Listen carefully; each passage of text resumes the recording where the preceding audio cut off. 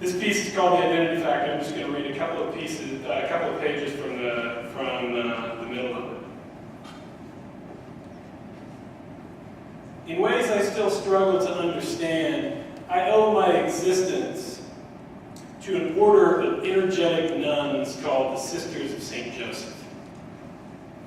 It was the sisters who raised my father for the first 3 months of his life, stowing him away in a convent near St. Anthony's Hospital after the woman who gave birth to him in October 1933 returned to her home in eastern Kansas.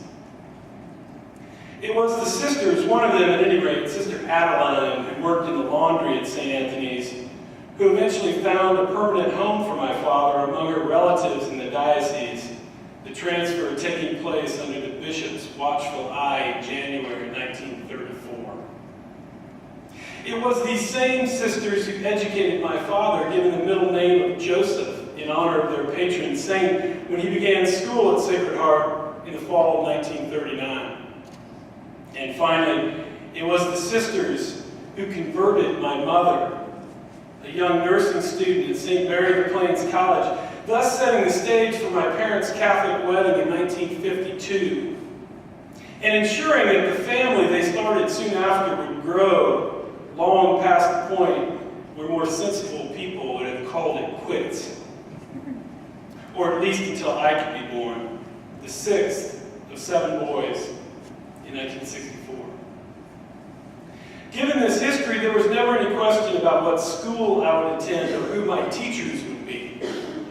On my first day at Sacred Heart, my mother escorted me as far as the door to one of the basement classrooms, where we were met by a tall, imposing woman with thick Buddy Holly-style glasses.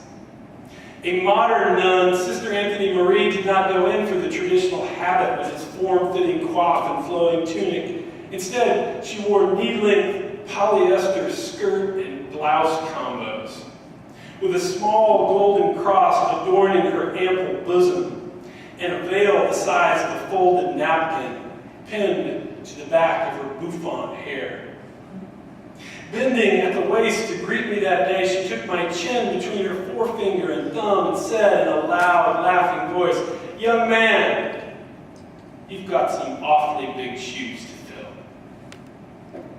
As Sister said this, she and my mother exchanged knowing winks, and I understood all at once that the two of them were in cahoots. And if ever a dispute arose between Sister and me, I could not expect my mother to protect me, or even to take my side. I had been farmed out. From that point on, I would have to fend for myself. "Be good for Sister," Mom called as she disappeared down that long, narrow hallway. "I'll try," I answered. To be good in Sister Anthony Marie's class was to be still. A double imperative meaning both to hush and to sit still. Unfortunately, I owned neither of these crucial skills. On the contrary, I was by nature a fidgety, hyperactive child, constantly talking out of turn and grabbing at things that weren't mine. It wasn't long before I had Sister at her wit's end. I can still hear her voice booming down on me from the front of the classroom. "Mr. Rebein, sit down. Mr. Rebein, you're talking again. Mr. Rebein, keep your hands to yourself." I wanted to obey. I remember pinching myself and whispering in a low voice so no one else would hear, "Be good. Try to remember." But I would forget again soon enough. Sister's voice would boom down on me as before from the front of the room. To make matters worse, I started first grade with a cast on my right arm, the result of trying to walk the tightrope of my neighbor's clothesline. This made writing, the principal activity in Sister Anthony Marie's class, nearly impossible for me. I recall sitting there with a number 2 pencil gripped awkwardly in my left hand, my eyes glued on the long arm of the clock as it made its slow march toward recess. "Is it time?" I'd blurt out every few minutes, "Can we go outside yet?" "I'll tell you when it's time," Sister would reply. "Now would you please sit down and be quiet?" "Yes, Sister," I'd answer. One day, as was inevitable, Sister's frustrations and my own came together in a single cathartic moment of violence. Though it happened 30 years ago and more, I still remember it vividly. We were standing in line waiting for the hallway outside of our classroom to become clear of other children so we could go out to recess. Normally, this wait would have been no more than a minute or two, but for some reason, on this day, it was longer. And before long, I was on the point of jumping out of my skin with anticipation. I watched Sister closely, waiting for her to raise the yardstick she used to guard the door and keep us in line. But the signal didn't come, and didn't come. Finally, I heard the other first grade teacher, Mrs. Wagner, call from the end of the hallway that all was clear. Without a thought, I bolted from my place in line and made for the door.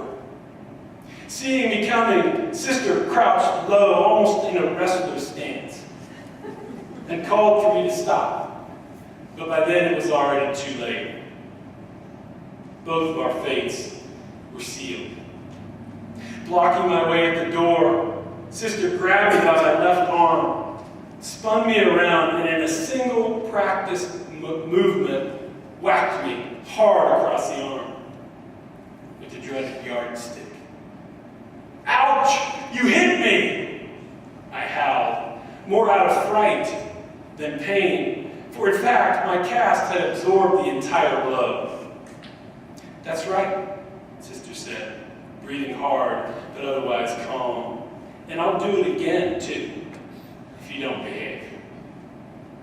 I stood there, tears beginning to stream from my eyes. Apart from some minor mistreatment at the hands of my older brothers, thump, knuckles, Indian burns, and the like, no one had ever laid a hand on me in my entire life. Witnessing my shock, Sister sent the rest of the class out to recess with Mrs. Wagner, then sat down next to me in a chair several sizes too small for her. "Oh, it's not so bad," she said, wiping at my tears with the tissue she kept folded beneath the wristband of her Timex. Hearing this, I stole a glance at Sister's face, expecting to encounter a look of anger there. Instead, she just tossed back her head and laughed. "You look just like your father," she said. "Did you know that?" "My father has black hair," I encountered, not trusting to change her. "Mine is brown." "That's true," Sister said. "But you're his spitting image all the same. That same Rebein chin jutting out before you like a proud ship." And with this, Sister reached out with the same hand she had used to hit me and began to knead the tension out of my back and shoulders. At the time, I knew nothing about the circumstances of my father's birth and subsequent adoption. Nor could I look into the future and see that this would be the one and only time that a teacher at Sacred Heart would hit me. All I knew was that something intimate and ultimately profound had just passed between Sister and me.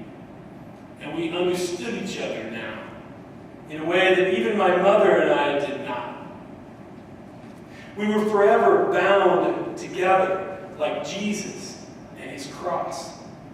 She was my burden, and I was hers. "Can I go outside now?" I asked after another minute had passed. "Of course you can," Sister said. "Go." And so I did, bolting from that room as though shot from a cannon. Thanks.